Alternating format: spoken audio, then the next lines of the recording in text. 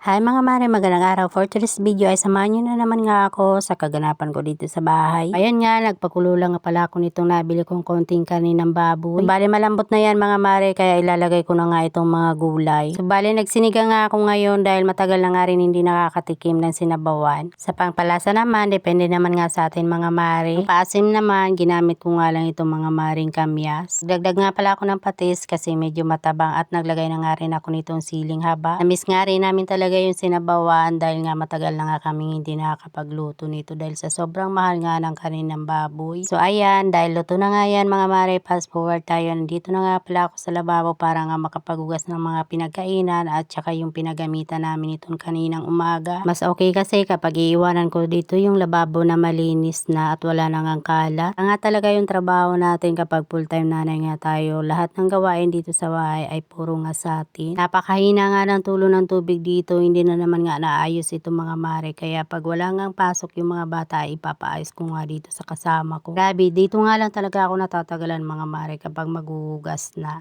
Dahil nakatapos na nga ako dyan sa paghugas ng mga pinggan na pinagkainan namin, syempre damay na nga yung paglilinis dito sa lababo. At kapag nagluluto nga ako mga mare ng isda ay kailangan mahugasan ko nga agad itong lababo para hindi nga mga moy malansa. And then gumagamit nga pala ako dito ng Sunrocks na color safe. At dahil ayaw ko nga matambakan itong mga puti na labahin mga mare, agad ko na nga nilabhan. Gumagamit nga pala ako dito ng oxalic powder at binababad ko nga ng ilang oras. Depende na lang sa atin. O kasi dahil gusto ko na nga yan maisampay, mga 30 minutes ko lang yan binabad. Para nga iwas paninilaw itong mga puting damit. At dahil may nagtanong nga sa atin dyan kung pwede sa mga dikulay na damit, ma'am hindi po pwede. Sa mga puti nga lang na damit, pwede yan gamitin yung oxalic. And fast forward tayo, pagkatapos ko nga dyan makapagkusot mga mare, nagpakain na nga rin ako ng mga alaga naming manok. Sa mga oras na ito mga mare ay gabing-gabi na nga, pero ito nagtutupi pa rin ang inyong kumare. Araw na nga din ito sa sampayan mga mare, kaya kinuha ko na, baka maunahan pa tayo. Charis!